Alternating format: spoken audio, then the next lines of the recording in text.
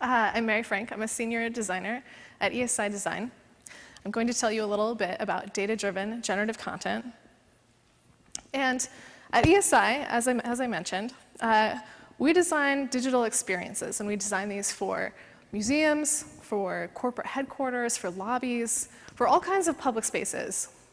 We combine the design of technology with the design of media, software, written content, and this holistic approach allows us to enhance architectural program and architectural spatial experiences. And we do all this, and we call it, to simplify, media architecture. The reason that we do this is because we believe that dynamic spaces are more meaningful. When we bring media architecture into a space, it allows the space to vary hour by hour, day by day, month by month. It allows the space to respond to its social and business context, and thereby be more meaningful to the people who are there and more engaging. Today, I'll be taking you through 3 of our projects: Terrell Place in Washington, D.C., the Tower at PNC Plaza in Pittsburgh, and eBay's headquarters in San Jose, California. Media architecture is a unique medium. It requires a unique approach. It's very different than designing for television or film or for online content. A couple of the opportunities that I think are really special about this medium are that it's social. It's inherently social. And I don't mean social media social, I mean actually social. When you bring people together in a space, it's a social experience. And then, of course, also the opportunity of it having specificity. We know who's there and why they're there, what they're there to do, without doing any analytics. They're there, and we know why, because they're there with our installation. In terms of challenges, it can be challenging because we know that people are there, we know that they will see our work, but we may only have their attention for a moment, only for a glance, and we don't know exactly when they're going to glance at our work. The other challenge, and this is a big one, is time. Our installations run 24/7. Filling those hours and days and weeks with meaningful content is an enormous challenge, and it's a challenge for our industry at large. We use 3 strategies to approach this content creation. We use traditional content development strategies, and this is what I'm sure everyone here is familiar with. This is the standard pipeline. It's standardized for television and film, and it's great. It's amazing for crafting really refined stories. But it's an approach that does require crafting every single frame of the content. Whereas with generative content, we are able to make content that's actually algorithmically driven, that's being rendered in real time or near real time. And that means that the computer is doing the work instead of the animator. But it's a really different way to think about design. It's different than that crafted approach. What's more, it has a different potential. It allows the content to exist in the space and be present with the people who are there. Once we've made that shift from traditional to generative, once we've made that shift in our systems design, we're able to then also add in data and make the content data-driven. Data-driven content allows for a completely different kind of messaging than traditional content. It allows for you to speak to people in a way that's much more transparent and authentic. Generative media. What is it really? What are we talking about? I think the design shift for generative media is about designing the system instead of the end result. And I think that John Maeda articulates this pretty well. John Maeda is a thought leader in the technology industry and design. And he's done a lot to make this distinction between what he calls classical design and computational design. He says that computational designers are creative people who wield their mastery of knowing how software, hardware, and the network all interact. It's about this very expanded design palette and this form of design thinking that instead of being in just the moment where the thing is made, that is about engaging with a much larger and more complex system. ESI Design did a groundbreaking project for Terrell Place for our client, Beacon Capital, in Washington, D.C. Now, Terrell Place was 3 historic buildings, so it's landmarked, and the 3 buildings were combined together. There were 2 lobbies, it was a little bit confusing to move through the space. And so one of our design challenges was to unify the interior space and to make it more compelling to the future tenants. We wanted to make it feel contemporary and exciting, and I think we succeeded. There are several different modes within this media. There are these abstract color fields. There's this motif of cherry blossoms, which is, of course, an homage to Washington, D.C., and the gift from the country of Japan. This is my favorite. But all of them respond to people moving through the space, people walking through. We've combined sensors with this architectural scale media. It's integrated into the space. It's integrated with the wayfinding. And it creates this very enhanced experience, this really unique experience. And so the generative content can exist with people and respond in real time to changes within the space and in the context. And this project was a big success. The original tenant was AARP. Now the tenants are Facebook and Yelp.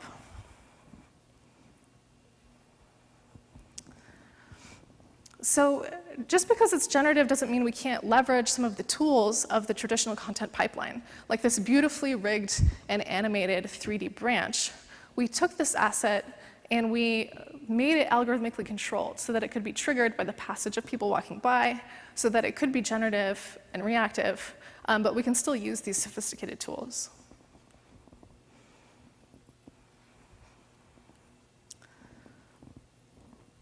Now, I love Terrell Place. It's one of my favorite generative media installations, but it's not data-driven. Making content data-driven takes another step in design thinking. It requires this curation and simplification of the data, and also synthesizing it in a way that's appealing. Data can be a little bit boring, let's all be honest. So one of my big inspirations in this area is Muriel Cooper. Muriel Cooper was a visionary in data visualization. She and her students at the MIT Media Lab were making real-time 3D data visualizations in the 90s.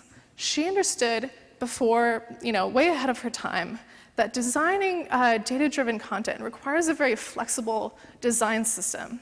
She brought cognitive science and graphic design to data before the field of information design even existed. She was really one of the pioneers there.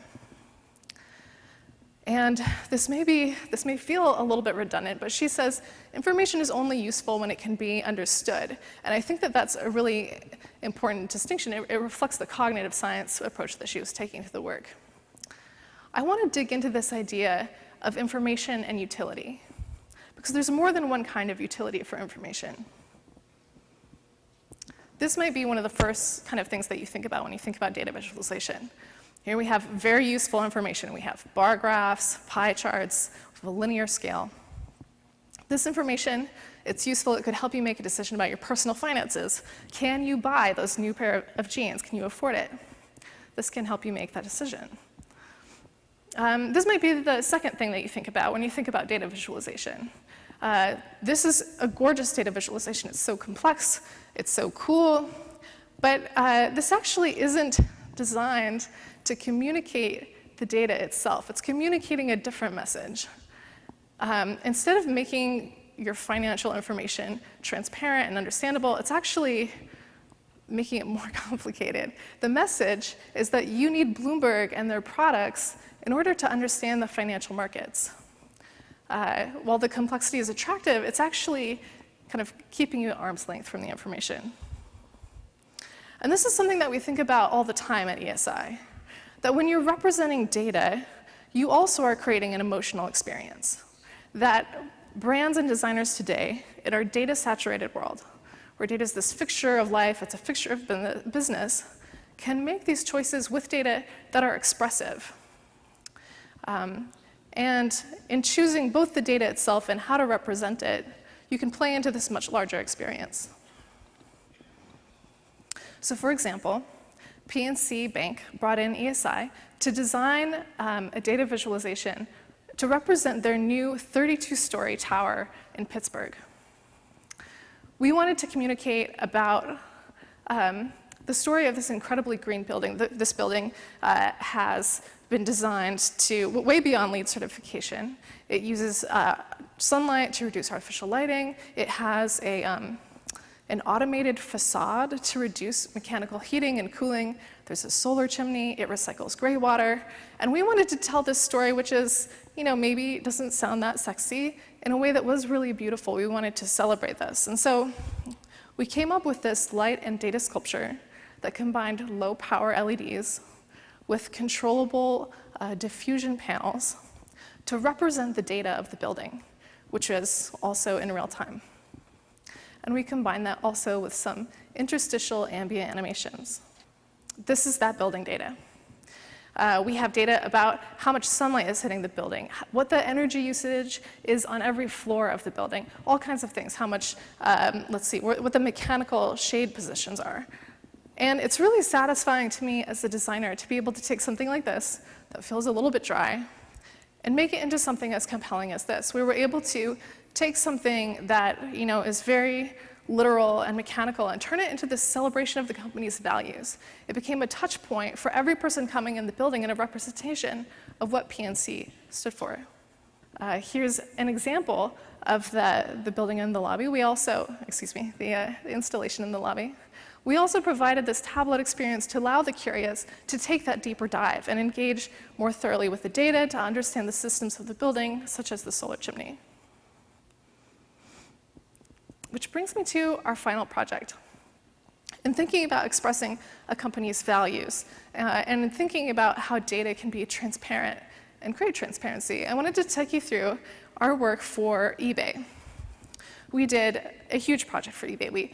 We helped them design a whole new building for their campus to be a front door to, for everyone who came to visit, from CEO and investors all the way through new recruits and visitors, media. So I'm not going to show you the whole thing. I'm going to really focus on the media. And this time, I'm going to take you through our design process because these decisions can be nuanced. And I think it's more interesting if you see it on the inside track. eBay is a huge company. They have 1.2 billion live listings right now. That's a number that is so abstract that it actually is really hard for it to be meaningful. Like, you know that it's more than something else, but what does that really mean?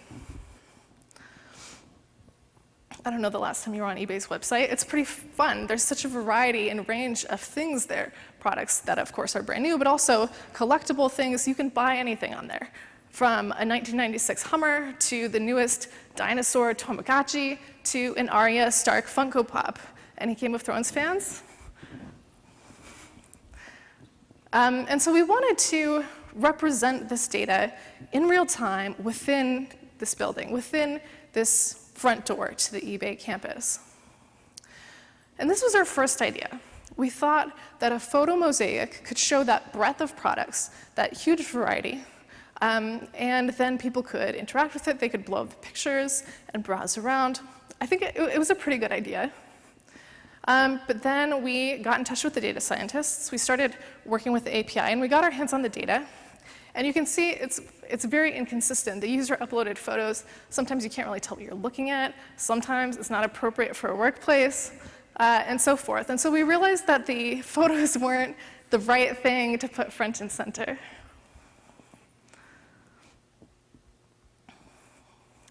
So this was our next interpretation. Actually, the idea of the mosaic is still there. But this time we turned to icons. And I think the icons were really successful. They made the products much more readable, much more approachable.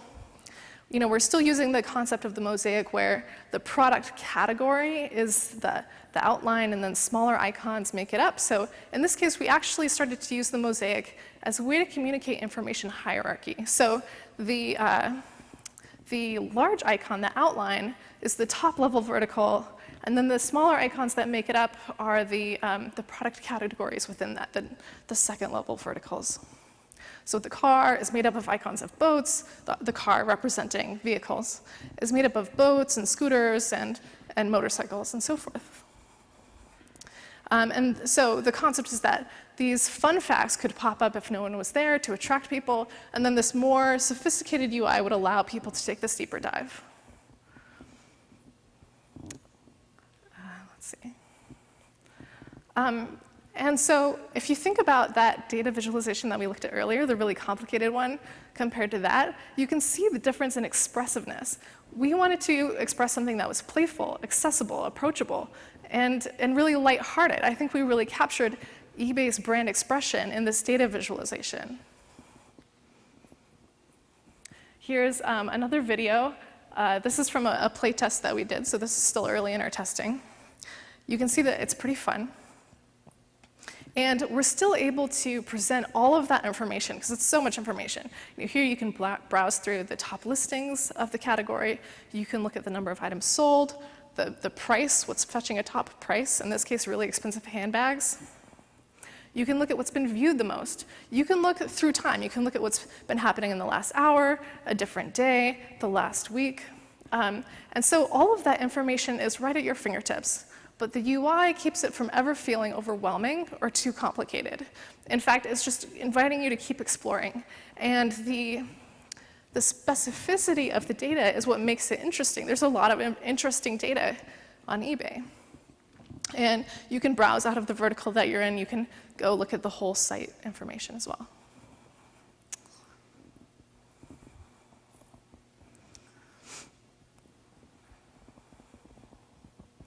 Here's another detail of that UI.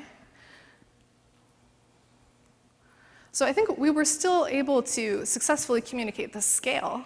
But because we used these playful icons, because everything was human scale on the screen and the figures were so approachable, the icons are pretty cute, I think that we made it feel much more approachable and whimsical. We also brought some data visualizations into the town hall space. Like I said, this was a very big project. One of the spaces we designed was the town hall. It was designed for large gatherings, and so when people weren't there using it, these data visualizations activated it. There we go. So it would show things that were trending on eBay. It would do a countdown. It would show them over time.